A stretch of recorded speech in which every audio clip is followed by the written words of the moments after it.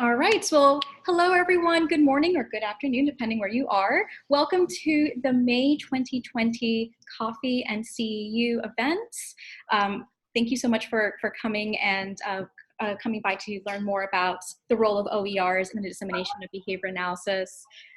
So today, we are going to be discussing the really important feature of what OERs can do beyond, say, the tech field where it's so prominent. And I am so excited to discuss this for a few different reasons, including I personally wouldn't be where I am now without OERs, to be quite frank. And also, this is the first time that as a SIG, we're able to talk about a cross-SIG collaboration with the OER SIG and the DBA SIG, so I'm very excited for that. And quickly, I want to talk about what our SIG, the DBA, has to offer. So we provide free monthly CEUs for all of our members, and you're also able to apply to the dissemination grants. We also host quarterly town hall meetings, and you also have access to past CEU events. So we have quite a bit of a catalog that we've been able to rack up for the past few years. And you're also contributing to a not-for-profit. So whenever you do give your membership dues every single year, that all goes to the dissemination grant to support our members and also to support those who are creating amazing things within the field. Let's see if I can, there we go. So we are actually in a really funny time since we are right now hosting the nominations for the DBA board. We have a few different positions open, including vice chair, secretary, and then my two positions, social media coordinator position, and also the events coordinator. They're really fun positions, and if you are interested, please email the disseminateaba@gmail.com. And the only thing you really need to become a board member beyond getting beyond being elected is to be a member in good standing. Let's see. All right, and so before we start, just a few little notes on coffee and CEU's etiquettes. If you're on the phone, please mute your mic unless it's your turn to talk, if you have a question or what have you. And if you are participating via phone, please email us with your phone number and also your name so I have a better idea of who you are in the list of the registration list. Also, at the end of the day today, I should send out a Google survey with a series of questions that pertain to this talk. And once you submit your responses to the questions, I'll be able to create your CEU certificates. Please give me about 2 weeks or so. I usually get them done. I promise I will get them done by the end of the week, but things happen. So please give me at least 2 weeks to create this. Also, if you have any sort of question that you want to pose anonymously, please just DM me via the chat and I'll be more than happy to ask that question in your name.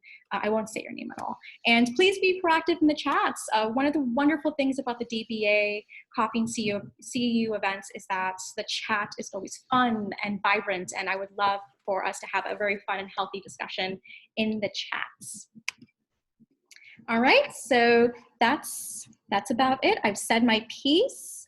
Now I'm going to pass off the baton to our presenters today. Thank you. Thanks, Annie. As always, if you aren't, or this is the first DBA event, like definitely consider joining. It's, other than the OER SIG, sorry, it is my favorite thing to be involved with. And they put on some wonderful, wonderful events. So really glad to be here. And thanks again for having us. Great. Thank you for letting us be here, and thank you for the invitation. I'm excited. I don't know if I can speak for Maggie and Veronica, but it's a little, but they look like it. I finished my coffee, so I'm ready. I thought it was Crystal Lake. Well, that came before the Crystal Light. No, you don't understand. This is round 2. Oh, I see. All right. So I'm Maggie Pavone. I'm part of the OER SIG, and Ryan and Dr. Howard are going to present with me today. I apologize that I do have a helper today that may not be as helpful. So I wanted to say thank you in case I have to kind of run in and out of today's presentation. Who wants to share slides? Do you want me to do it? Do you guys want to go for it? but I will need to be made a co-host.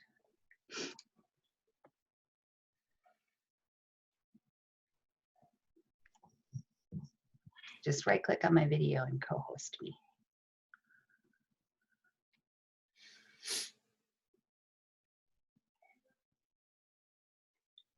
Awesome. Okay, here we go. So, hoping folks can see the slides on screen now. Looks good. Awesome. So Maggie, I'll defer to you.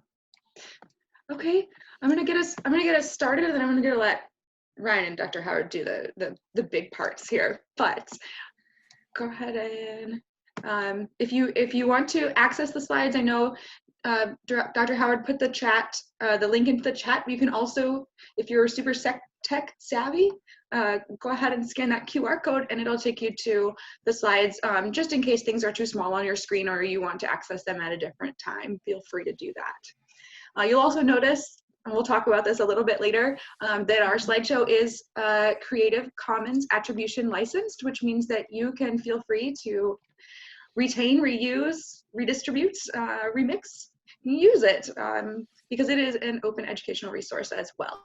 So we'll talk a little bit more about that, what that means as we get into our presentation. I think our next slide is just who we are. So I talked a little bit about me already. I also am the chair of a behavior analysis program at Lindenwood, who, as of today, I can announce that we are also online. So we've been on ground, but we will also be online. And our program is really fun, I think, because we incorporate both of the missions of these two SIGs. We are really all about giving people the toolbox to go take behavior analysis wherever they feel they can use it for good. And we are moving towards being completely OER, but we'll talk a little bit about why that is a challenge. Ooh, and I'll defer to my colleague, Ryan. Oh, all right. So Ryan Sain, I am the co-founder and co-owner of Sitecore. Brad Bishop is actually in the session here with me. So let's see, what else about me? Oh, I work for Northwest Autism Center. I largely do OBM work. I don't do any clinical work, but I do OBM work in an autism setting, which is really fun. And then this fall, I start teaching it online at Mary Baldwin. So in the ABA program. So I get back to my teaching roots and have some fun on distance ed. So excited about that. And I've been involved in OERs for, oh gosh, about 20 years now. So this is kind of a big passion. And he has some really cool stories about them. So you should totally pick his brain someday. Absolutely. And I'm Veronica Howard. I am another one of the founders of the OER SIG. I coordinate the behavior analysis programs at the University of Alaska Anchorage, and I'm not alone in this group and focusing on OBM issues. My OBM issues tend to focus exclusively in the areas of nonprofit, management, volunteer training, like trying to stretch your resources using as many free to access tools possible. So OER is really near and dear to my heart. It's especially important to me as a first generation college student because I know the impact, the economic mobility that one gets when they get a higher education degree. So that's who we are. And I think are we ready to jump into it? Let's go for it. All right. So if you're interested in joining our SIG, we'll put it up a couple of times, but feel free, visit our website at openbehaviorsig.org. But let's talk about what we're doing today. So this is our cool smash up collaboration of DBA and OER SIGs. So hopefully by the end of today, you guys will be able to identify some benefits of the use of OERs in the dissemination of behavior analysis, identify some populations that especially benefit from the use of OERs compared with what we might call traditional modes of education.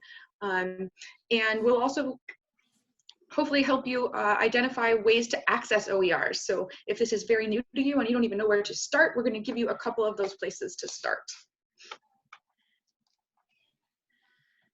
All right. It probably behooves us just to talk about, if you'll pardon the pun, the elephant in the room. We're going to be using the word open a lot, and that term has lots of meanings, lots of connotations, which we should not be surprised about in behavior analysis. I mean, how many of our terms do we have to hold on, stop, let's define it, wait a minute. But when talking about open, we could be referring to any number of things. We'll try to be clear and specify what we mean. When people think about open, very often they're thinking about open access, which means something you can just get to without having to pay for it. It might be behind some kind of registration wall, or I mean, sometimes even behind a paywall, but open access means you didn't have to pay to get there. You don't have any other rights with it. What we're going to be focusing on today is heavily open educational resources. These are materials that are published under a license that permit certain rights to the licensee or to the user that aren't found in other types of resources. And we're going to touch really briefly on this idea of open science, which is multifaceted component, but the underlying goal there is just to make scientific research and results available to everyone. May even include elements of citizen science, where you involve folks from the community in improving the availability of resources. Would you guys like to jump in and add anything here?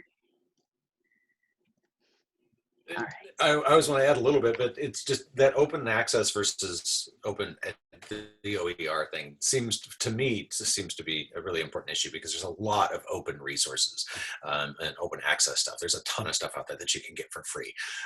It's that distinction between those two that really becomes important for the kind of the continuation and the dissemination. So that's a big point. Yeah.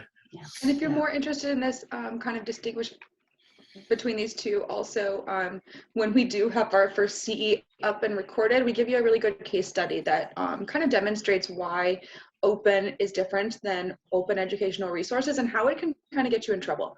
So feel free to come jump in, take a look at that if that's something that you feel like you still want some more clarification on. Yeah. All right. So I think this to me is a quote from Dr. Matani that highlights to me why OERs can be so important. So I think we have this really awesome human science, right? The science of human behavior. And if we go back to our roots, it was all about making sure that we use that science to help people be better people and do better in the world and in their environments. So I think having that goal over having the goal of individual benefit means that we absolutely have to get access to the best and most recent accurate information, especially for those that have those barriers to accessing it through something like a master's degree program or a tuition heavy education program. So ironically, this is not from an open educational resource. So this is a article that is allowed to be copied as long as Dr. Matani is attributed with its creation. However, the journal is no longer an OER and the article is not either. So let's talk a little bit more about what is an OER. Yeah, I'm gonna talk about that thing. So OERs are teaching, learning, and research materials in any medium. So we're gonna talk about things all the way from textbooks to online videos about cow pies and how they might be open educational resources. But to qualify as an OER, these kind of resources have to be released under an open license that permits not only just no-cost access, but also use, adaptation, and redistribution by others. We go to the next one. So there's a neat way to remember kind of the qualifications that make something an OER versus just being open. So in an OER, we want to be able to accomplish all 5 of the 5 R's. So the first is that we want to be able to reuse it. So that means that if you create an OER or you access an OER, you can use it again at your convenience for a purpose that you feel is appropriate. It also means that somebody else can retain that resource. So the case study I referenced, the issue was the retention part. So a true OER, you can save on your own computer. You can print off and have a hard copy. You can download that video or that audio file and you can keep it for yourself. You can also redistribute it. So you can take that saved file and you can give it to whoever you want. Doesn't matter. You can give it to your mentor and Cookie Monster and your 4-year-old. Anybody can have access to it. The really cool thing I think about OERs is that these last 2 R's, right? So with true OERs, not only can you keep and give away these things, but you can revise them. I love this idea because when we look at a lot of the things that are just open access, I think a lot of people have a concern with the accuracy of that free information. So with true OERs, it opens it up to our community to continue to revise this information, to edit it, to make it better, more accurate, more timely, and have that kind of iterative process of improvement that can be very beneficial. And then you can also remix it. So as a teacher or as an instructor, this is awesome because it means if I have a textbook, such as a textbook we're going to talk about later in this presentation, not only can I take that textbook, save it, give it to my students, maybe revise a couple pieces here and there, but I could combine it with something else, like Sitecore videos, or my own information, or another OER, and I still am able to do these other things with that resource. So I hope this is absolutely still got to credit the people that created it at first, but I have that opportunity. This, I think, is a really powerful combination of attributes that we can use to really make an impact on a lot of folks. So if you're thinking about what is an OER, remember it has to pass all 5 of these kind of criteria or tests. Well, there was a terrible timing for choosing a moment to take a drink, but there are a lot of benefits to using open educational resources as Maggie described. So we were focusing a moment ago on the benefits for the user, like the instructor who's creating course materials, who's combining resources together. But there's also an amazingly rich body of literature on the efficacy of those resources for the users. First, we always worry this idea of, are you getting what you pay for, right? I do a lot of work in volunteer management, and there's this myth that if you don't pay for it, that it's inferior in quality. Well, the research doesn't really support that. For the most part, studies on the effectiveness of open educational resources as a source of material in classes on student performance, typically higher ed, shows that student learning outcomes are by and large either the same when using open educational resources or better, which means that you're not sacrificing quality if you use OERs. And of course, I'm going to defer you to these large-scale studies by Fisher and Colvard to support this argument. The hidden benefit here is something called the access hypothesis, which is that for students who are struggling, for students who experience systemic barriers in education, so we're talking about part-time students, Pell eligible students, or another way of saying that is students who demonstrate financial need, who may be low income, and students from historically minoritized backgrounds, OERs have particular benefits insofar as they have access to them on day one. You don't have to pay to get access to them, so you don't have to choose between your resources and other things like your living expenses or your rent or your healthcare. And that flexibility in being able to change format, adapt, translate, creates a lot of benefits for students. So while Fisher showed that there really were no differences in performance between using OERs and commercial textbook products, Colvard and colleagues went on to demonstrate that actually there are disproportionate benefits for students who are non-white, part-time, Pell eligible, those traditionally minoritized. The benefits were so good that when using OERs, students from these backgrounds performed as well as students who were traditionally represented in higher education, as if there was no difference. Now, of course, students who are traditionally supported in higher education, so those without financial need, those from white backgrounds, they perform better with OERs, but what that means is it kind of levels the educational playing field for folks. And we're not going to touch on it here, the benefits of OERs, for higher education. We're not going to expand it here, but it also permits this amazing practice that I think a lot of folks like Maggie are doing, which is called open-enabled pedagogy, where you actually invite students in to become creators themselves. But we'll circle back around to that in a little bit.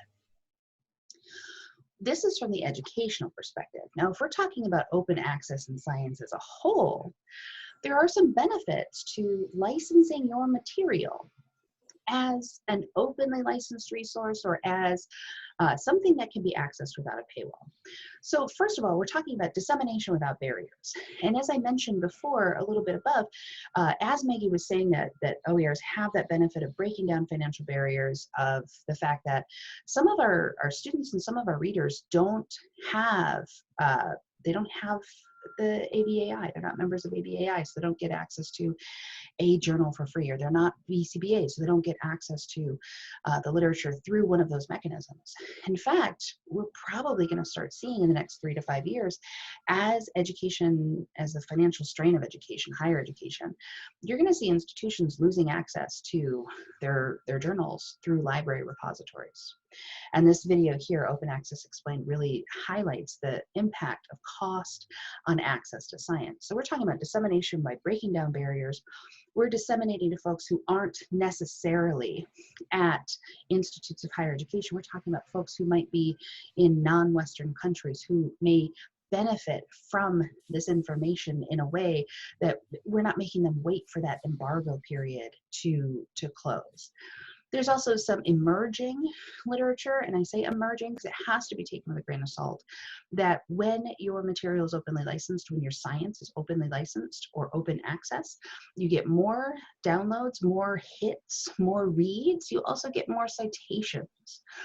But again, you got to take that with a grain of salt, because there's a lot of factors that aren't controlled for very well, like which journal are you talking about? What type of open access, green open access and bronze and gold and all these different types of open access.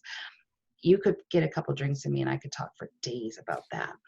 But the end effect is that when our science and when our materials are open, progress is faster. You don't have to wait for the artificial embargo period to close so that other researchers can get access to your work. And you also don't have to potentially, I don't want to say violate copyright, but you don't have to work to get around copyright to share your knowledge with the world. And I think that's of great benefit. So let's switch gears a little bit and talk about some examples of OERs and some ways that you can identify OERs, and kind of be self-explanatory here.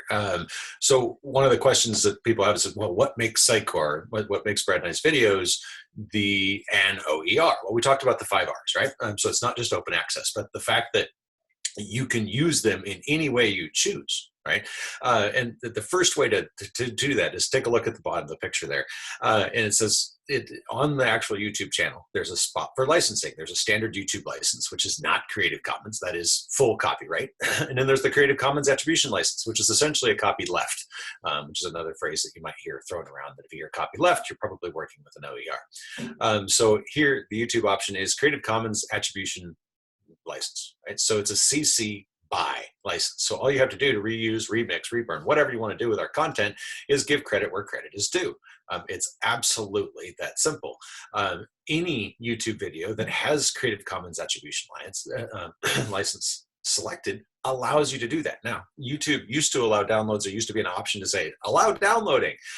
We don't have that option. So if you want copies of our stuff or anyone else's stuff for that matter, you have to message the person or get in touch with the creator. So and because these videos, not just ours, but anybody's out there that have this option, are open like that, they should be able to get them to you. It might be some logistics behind that. So, so what can you do with, say, a video on cow pies, which Maggie happily referred to? We called them cow pies because they're our worst lectures, but that's a different issue. So so if you want that, it's like, great, take it, copy it, send us an email, or reach out to us on Facebook, Instagram, wherever, and we will get you access to that video. Then you can do whatever you want to with it. And the old phrasing we used to use was rip, mix, burn, right? That's a little different now because we don't use CDs anymore. So you don't rip the CD and you don't burn a CD, but it's the same concept, right? So you can take one sentence out of Brad's video on whatever the topic is, and then put that into something else and mix it with a group of other people. You can get something from Clint or something from Maggie or something from Veronica or whoever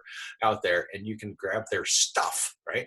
And then put it together into your own thing, right? As long as you're giving credit where credit is due. Then that helps you put your flavor on the science. Like, you want to disseminate behavior analysis, you know, there's a ton of awesome creators out there that are disseminating, and they all do it differently. So somebody might take something from us, or we might take something from Clint, or the ladies, whoever it is. I'm not going to announce your name in this setting, just because I feel awkward saying that. Anyway, so we might take a piece here and there and then give credit where credit is due. And then it comes up with something new. Like, I like to think of Ratatouille, right? Like, where you take one flavor and it's one thing, and another flavor and it's one thing. You put them together and you get a whole new flavor, right? It's the exact same way with our science. You can totally do that. And open access allows you to, or not open access, but open educational resources allow you to do that. Open access does not. And that's, for me, one of the big points. So, and the citation, of course, like, where did you get it from? So, and that's really all there is to it. All right. So another huge example is OERU, which is Open Educational Resource Universitas. This is Maggie. If you click a couple of times, there's a Veronica. Sorry, there you go.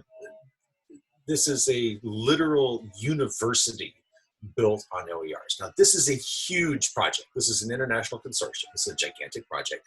It is amazing. So what's going on here, it's been going for a few years. It's fun. There's a lot of funders out here for this. Millions of dollars in funding have been donated already. And you can find out more by going to the university. I don't want to get too much into this pitch, but just to give you an idea what's happening outside of the United States and just trying to break into the US right now, is the idea of putting together packages of OERs in content areas and then allowing anyone to access them for free in full-blown university-style courses, right? Might be smaller packages, might be a certificate sort of thing, might be a whole degree program. These things are building up as we speak right now. And you can access all of that for free. However, if you want credit, you got to pay money to get your diploma or something like that. There's an issue there, right? But they have to fund this in some way, shape, or form. Now, the really cool thing is that the universities that agree to participate in OERU then all recognize each other's each other's work. So if you take, say, a class from Western Michigan University that happens to be associated with the OERU, which they do not have any, and I wish they would, then any other university that also works with the OER group around the world would recognize that credit. And then you just work with your institution to import that credit. So then you can get a local degree, so from your degree at your local institution, by taking content from all over the world. This is something that we pioneered in Africa. So on some work that we were doing over there, where we took 21 different universities from across the continent, and we didn't have experts in telecommunications regulation at every single institution.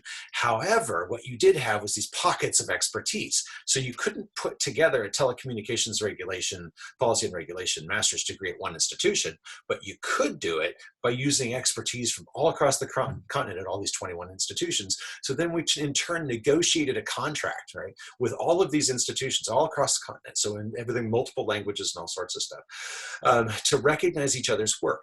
And the final result is that if students took all these distance education programs and they did it in the right order, and they did it and they met their criteria, they would end up with a master's degree in telecommunications regulation and policy. And it worked like a charm. It was very difficult to get everybody to agree to do it, but once they did, they held each other accountable. And the beauty was, it was all open educational resources. It was built on open source software, open educational resources, everything, and it got shared literally via mail on CD. But it worked, and then there was some back-end stuff on that also happened to make some legal issues occur and across all these countries. But it was amazing. So now you're seeing that replicated in OERU, and they're really expanding across the world. It's these types of resources are invaluable to people all across literally the world. Like it's unbelievable what you can do with open resources to get everyone to come up a level, right? So we use this sort of approach in Afghanistan to bring up the entire education system at the higher education system, because there was a gap in terms of what had been taught for 30 years of war and what people knew. Now, you had these amazing professors that were unbelievable experts in their field, like world-class level experts, but the students coming in were missing some basic education. So we literally took OERs and did that kind of like your, in a sense, like a first year type thing. So we packed students through all these OERs and got them up to speed and got them into their degree programs, and now you've got people going crazy out there. So, so you can really use OERs to change the world. It's not a joke. It's been done. It's being done right now. If you are interested in this, go to their website and check out some more. There's a lot more detail here about how to get involved and to kind of push their agenda a little bit, and get universities on board. And we really need the United States universities to come on board. And that's the end of my pitch for OERU, which I'm not officially a part of, but it's an amazing group of people. So. And this sort of highlights the point where we'd like to transition to now is, where do you go to find your open resources? Well, of course, you could just go to Google and type open educational resources. You'll come up with a few things. Some of the simplest and easiest places to look, though, are if you're looking for a specific site that has some resources, looking at the Internet Archive, but specifically for open educational resources, not the entire Internet Archive, which could contain some copywritten material. The OER Commons is another site that contains or may include links to open educational resources, and the NROC project, which I'm going to refer back to Ryan on this. I think you have more experience with it. Can you describe the NROC project? Sure, NROC. One of the things that they're associated with is called the hippocampus, right? So literally like like your brain, like hippocampus, right? Ha ha ha. But anyway, so hippocampus is a full suite of OERs that are available to kind of everything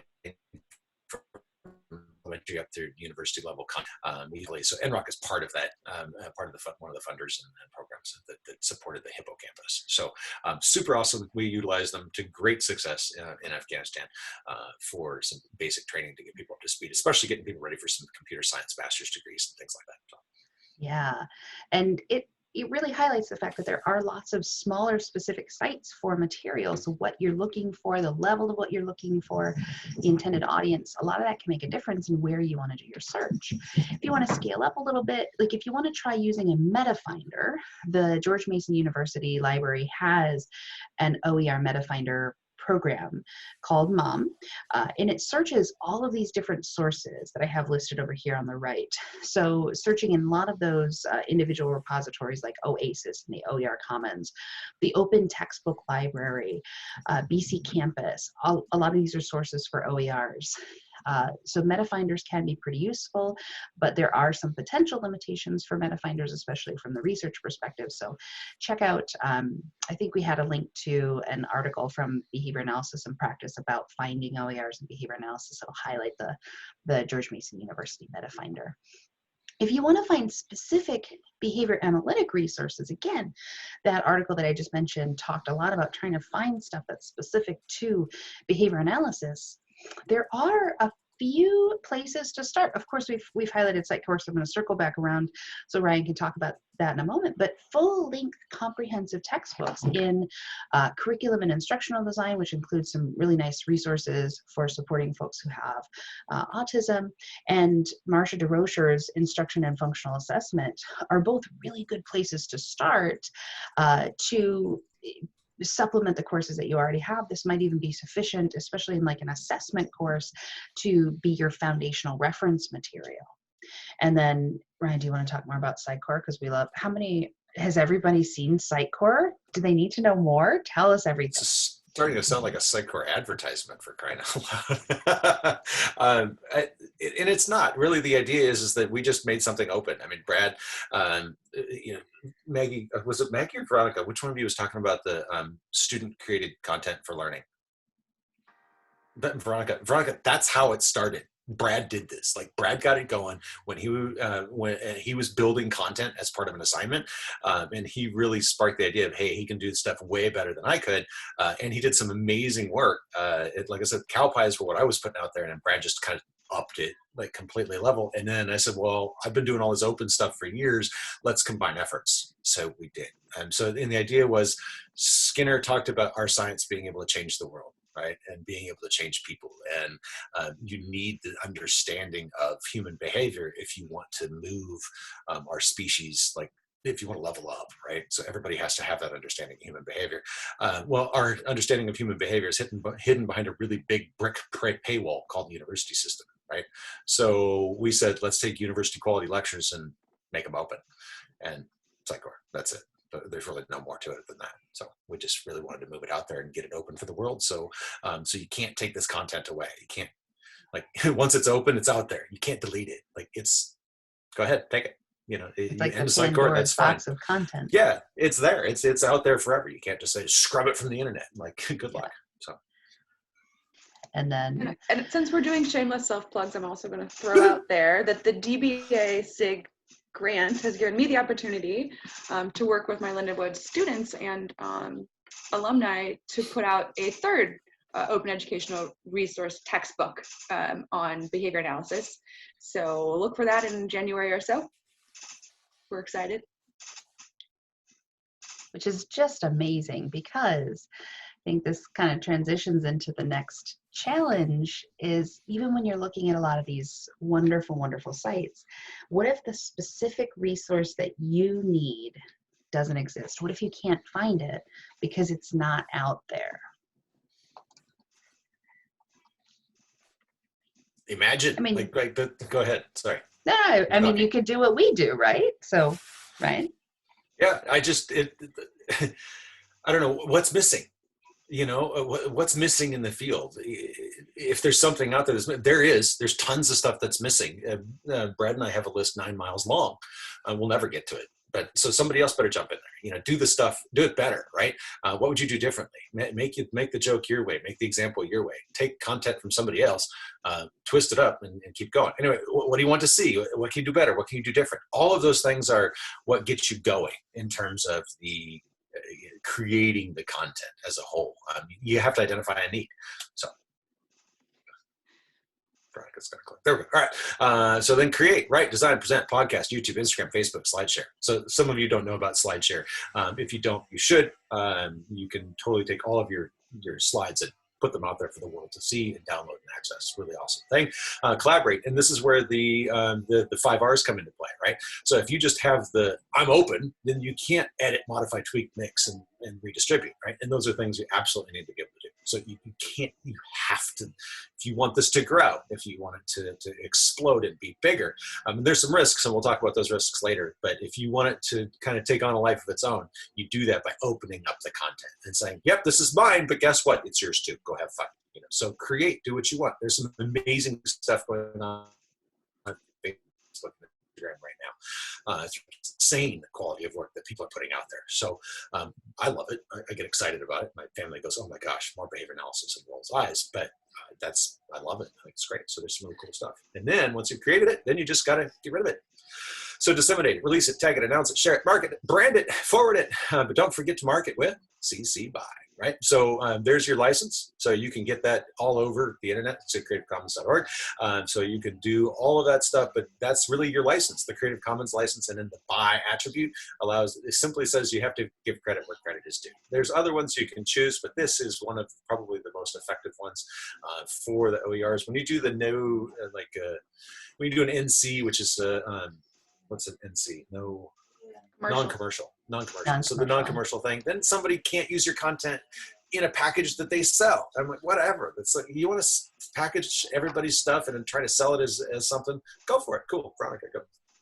And not everybody is on the same page with that opinion. Agreed. Totally agree. So it behooves folks to really research what Creative Commons licenses are, or come back and see our brief presentation about like what is OER and those basic Creative Commons licenses. There might be some circumstances under which you want a slightly more restrictive license. And I say that just as a person who has in the last few years watched a lot of major publishers kind of gobble up OERs and then start to repackage them as commercial products. It's really, you have to determine the level of risk that you want to take with your intellectual property. It's very personal. That's too, like, one of the things I just want to kind of throw in here at this moment is like, as a new creator, I think the CC BY license gives you a little bit of confidence too, right? Because it's almost like getting free peer reviews. Like, it allows somebody else who might have much more experience than you to help you to really make your content a little bit more accurate, or maybe have some references that you didn't know about. So if you're thinking about like, hey, I really want to get into this. This is something I'm passionate about the goal. think of this license as almost a little bit of protection. You've got to have a little humility about it, but you know, to me even, I think anybody could benefit from having the ability for someone else. You know, our field is young, but we have people who've been doing this for a long time. And yeah, to take a little deep breath and be like, great, someone else is going to make my work better. Please do. Sounds awesome. And so I think if we're ready to move on. I'm ready. Yeah. This is where we delve into kind of personal experiences. I think no one has more personal experiences so far than Ryan. What is your favorite part of producing OER? I think the growth that Brad and I both had, I'm speaking for Brad a little bit, who's watching here, just the growth in understanding the field and being able to put it out there. We've made mistakes and people have called us out on it, and not small people. Like, I'm not going to say who got up our grill about a few things, but it doesn't matter. Like, it's like, hey, fix that. You're wrong, and you're representing our science. Fix it. In fact, we got one the other day. It was just a comment about a problem. And then we got another comment yesterday or 2 days ago that was about, is this available in Spanish? And Brad replied, make it. Like, take our stuff and make it. Like, that's the beauty of OERs, right? So I love all that stuff. The bads, I think every faculty member in the world that has tried to produce content understands. So I don't know, Veronica, Maggie, do you guys have any issues with creating content in your world? Go for it. No, I mean, Maggie, what's the good for you? Because you have so many wonderful resources and students invested in this wonderful project. If I had to pick two goods, because like Veronica said earlier, like, if this was not Crystal Light, you could get me to talk about this for quite a long time. But I think two big things for me. One, I love the idea of OERs as a way to inspire students to think of the field of behavior analysis as a service, right? We are a very lucrative degree in some ways. I mean, there's not a lot of master's degrees where you can go make the type of money that you can make as a BCBA. Unless you're like way smart, like Beth Overturf, and you can do app design and really technological stuff. I mean, as a human service field, I think this is a way for us to keep people in it for the right reasons, and to really instill that from day one of your teaching. Like, hey, we are going to make stuff that is going to help people that you may not, generate money from helping. So I really like that idea. And then I also, I'm really passionate. I work closely with some impoverished school districts in Santiago, Chile. And for them, and even I've seen it with my students who have been affected by COVID this semester, even something that seems cheap when it comes to textbooks can be the make it or break it of whether or not that person gets to stay in and learn and go use that degree to do something good for the world. So being able to look towards the Walden 4, I guess we already have a Walden 3, someone wrote that. So the Walden 4, where behavior analysis is just something that everybody can use and everyone can benefit from, makes me really excited about OERs. Yeah. And to add to the good there, because don't think I don't have a bad, to add to the good there, that idea of promoting access for everybody. It's not just if you have a good financial aid package, or if you could afford, or if you saved really well, or your financial capacity, your ability to pay for resources should not dictate how successful you will be in life. So that, I think, is the underlying reason why I do so much OER, especially given that, my institution is an open enrollment institution. Very often students are not ready. And there's too many stories of hearing students and the financial sacrifices that they make, and the fact that they're sleeping in their car because they've lost their housing, but they still want to complete their degree program. That's horrible.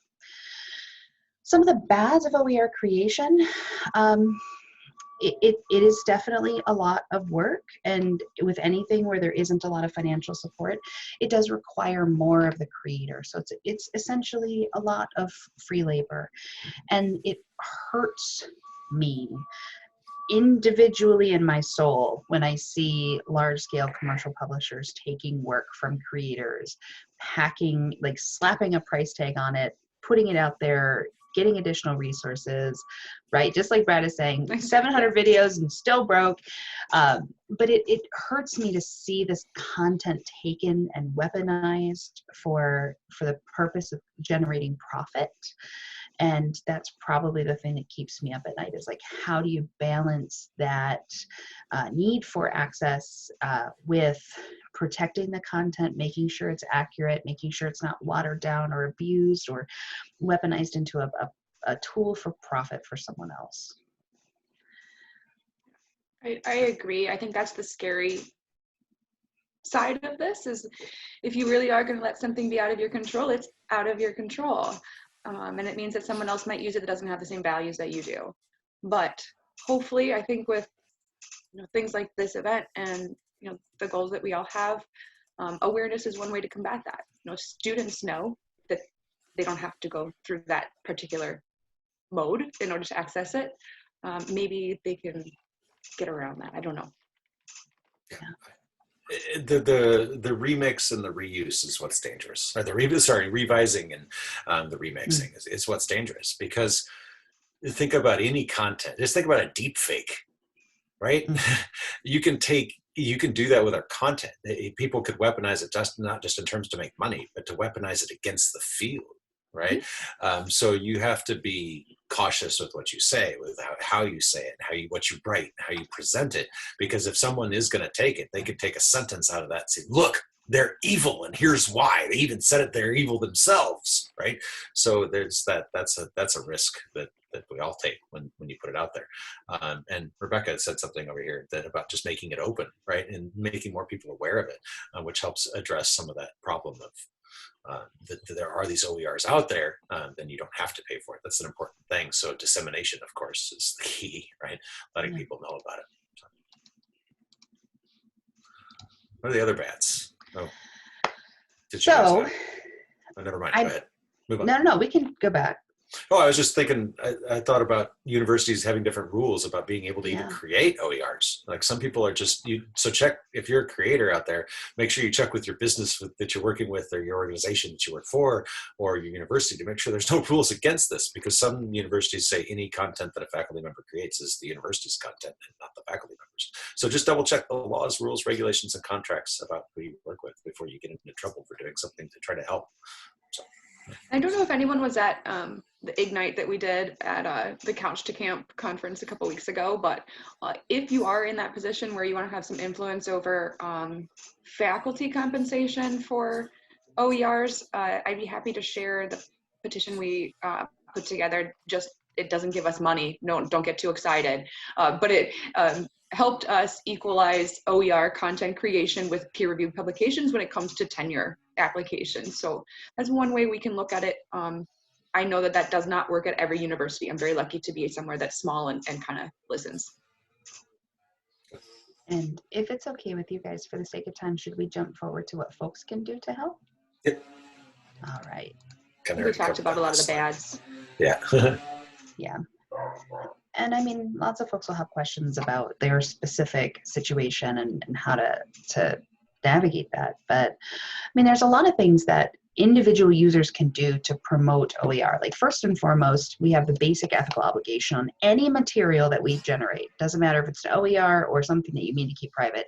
You have to be indicating the usage rights on your materials, because in the absence of any clear guidance on stuff, we by default have to assume it's all rights reserved, no permission to share. And I highlight that because I know a lot of folks don't always honor that particular copyright restriction, and that's a potential ethical concern.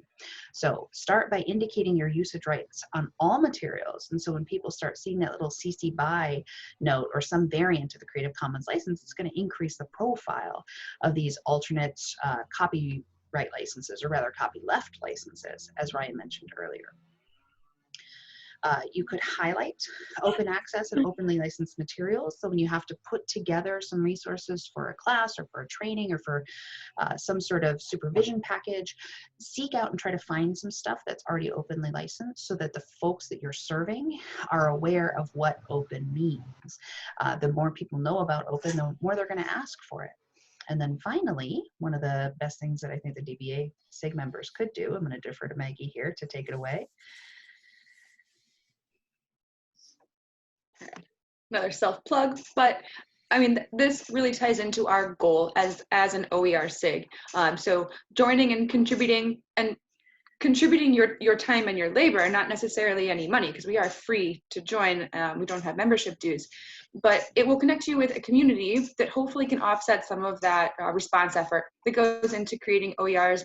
We hope it also gives us a venue to kind of offer some additional social positive reinforcement and even distribute these things in a way where you're going to make contact with more reinforcement for the work that you're doing. And like I said, it's free. We are officially an ABAI SIG now this year. We're excited. And we really are a volunteer-led community. So we're hoping that we can promote educational affordability by the use of open access and openly licensed resources, especially true open educational resources. Not just open access. We've got an awesome mission statement. You can come to our website and check that out. But like Maggie was saying, the benefits here, membership is free. I put all those E's in. Very free. And we do have an awesome community. I mean, I know we're very new, but I've been so impressed with the people that have been willing to come together already, even without a lot of incentive or promotion, and put their ideas out there, offer help, offer assistance. We do continuing education events for free as well. So please join us. We're aiming for quarterly. I think actually we're kind of scheduled to hit more than that this year, which is cool. Yeah. But you know, every here and there we'll do those, and then certainly it's a neat place for resource sharing and assistance if you're new to OER creation or you're old to OER creation and you just need some help or a push or a high five. We are there for that. Yeah. And that's what we have. Please visit our website. Veronica made a beautiful website that we're super jazzed about. That's also where you can join our SIG. And I believe actually you can, if you join now, you might still be able to vote. Nope, close. Nope, wrong. Time's not a thing for me, so I apologize for that one. But next year you'll be able to vote if you join on the website. So we have a Facebook page, but please be aware that the Facebook page does not mean that you're a member. You'll need to go through the website so that we can maintain your contact information and help you stay connected. Anything else? I think we have a little time for questions. Yeah. Oh my gosh, I didn't talk longer than I'm supposed to. This is amazing. Does anybody have any questions we can answer? Oh, that's an awesome question. So interestingly, a lot of publishers, your journal may allow you to publish under an open license. A great example of this is Dr. Howard's article is in the Behavior Analysis and Practice Journal, which is not an open educational resource on its own, but her article is published under the Creative Commons license that would allow it to be used that way. So always ask. There's also a new journal coming out, which I think is going to be kind of interesting, that is focusing on results that didn't turn out the way you wanted to, that might not be traditionally accepted in like Java or BACB, Behavior Analysis and Practice. So, can anybody help me out with, I know it's Dr. Spiker's deal. Gene's deal, right? Yeah. Yeah. We'll follow up with more information about that one, but I think that one doesn't have a lot of Creative Commons license as well, because it really promotes that open science aspect. Nice. Is it the Journal of Null Results? That one used to exist, and it died out. Did he reinvent that? He totally reinvented that, but specifically for ABA. and I'm jazzed about it. 7 dimensions. New 7 dimensions. Yeah. Sweet. I have a feeling he would be very open to people asking for open. So,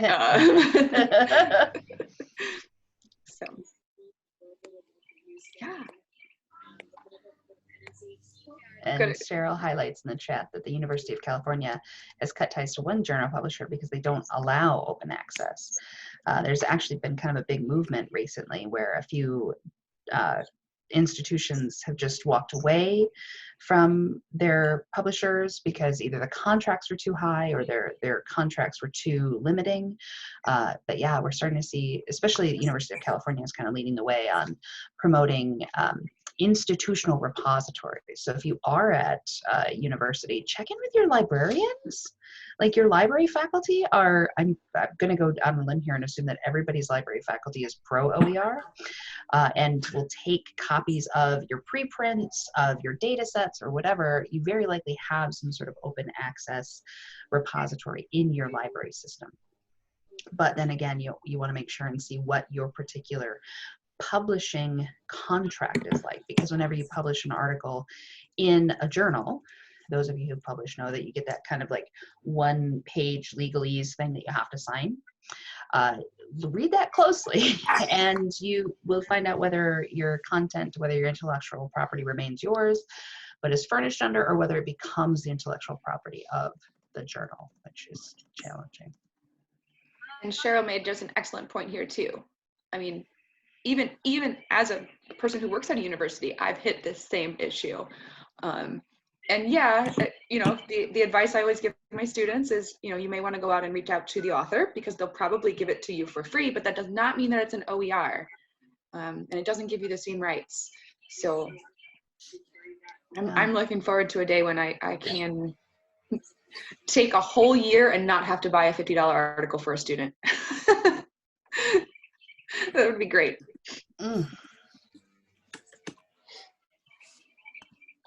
We're excited too, Rebecca. Very much so. Oh my God, Lauren, you brought this shit. There's so much going on in this chat. Guys, I'm here. Don't worry. I've been here the whole time. I'm just also in another class for us to learn more, and I'm doing 2 at once. I'm multitasking like a biatch. Lauren, you crushing it. Oh, I'm not muted. Oh my God, Maggie, of course I would do that. I've been trying to be in both classes at once. And now I know which class you're in. And now I know which class you're in. Oh, Casey, you're freaking hilarious. Anyways, sorry guys. I asked a question in the chat to Maggie. I'm not sure if you saw it. I think I missed it. Do you mind reminding me? I was asking, like, if you create, let me mute this other class and then, good Lord, I am not good at this. She's trying to do both again. I know, sorry. If you create content for monetary results, which you guys know that we do for study notes, right? Is there a way we can also create some things that are just OER? Or is it like Absolutely. something? Yeah, you do both. Okay, Yeah, that was my just question. throw that CC BY on there. Yeah. You can still have it be credited to study notes, but you know, We have some so of the much stuff can be free. stuff that we offer, and I'm like, oh, we should definitely have this be what you just said, that bylaw, that CC, like all of the stuff on our YouTube channels and stuff that we've had. I just was thinking like, this could be, it could fall under this category. And I'm happy to help you in the go through and see what needs to be free. Yeah, and what that could would be be free. great, Like, Maggie. happy to help always. I appreciate that so much, and sorry for my saying the word biatch on this. I didn't mean to. We're all relatable over here. All right, great job, guys. Yeah. Recorded for posterity. Yeah, absolutely. Yeah. Well, and Casey highlights a really good question about like profit and license and what does that mean? So if you have a material that you're giving away for free, does it change if you put a CC license on it? I think a little bit. As soon as it becomes open, it doesn't really ever become unopen, meaning that once it's out there, it's kind of out there. So if even one person has a copy of it, they do have the right to retain and redistribute that material. But also noting that open doesn't necessarily equal free.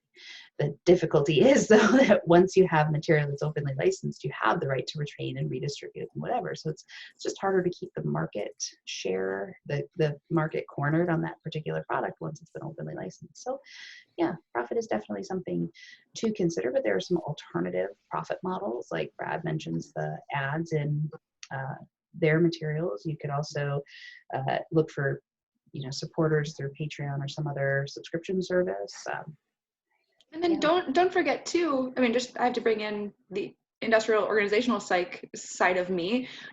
Putting stuff out there for free is a great marketing tool. Big companies do it all the time, right? They're not going to make everything an open educational resource, but as soon as you put that OER and people have to credit you, if it goes viral or you get a lot of people who are interested, they're going to go look and see what else you've done. And if some of that stuff is behind a paywall, there still might be people that are willing to support that, or maybe they just think your OER is so cool, they're going to support other things that you do. So it can also be a good marketing tool. And I think that like a lot of that, like our YouTube channel, we try to post like all of the classes that we do for free to not only for marketing, but also for dissemination. And we've had a lot of people who were just like, oh, I watched your experimental design class and I passed my exam because like I raised my section B so much, right? Like, there can be a balance between free and monetary. I think that's wonderful from the perspective of our field, right? A lot of us are here because it does, allow us to have a roof over our heads or feed our children. But we're also probably here, I hope, at some point because we wanted to help people. Or wanted to do good. I hope all of us have that in common. So yeah, finding that balance is a great way to do your service to the field as well as, keep yourself clothed.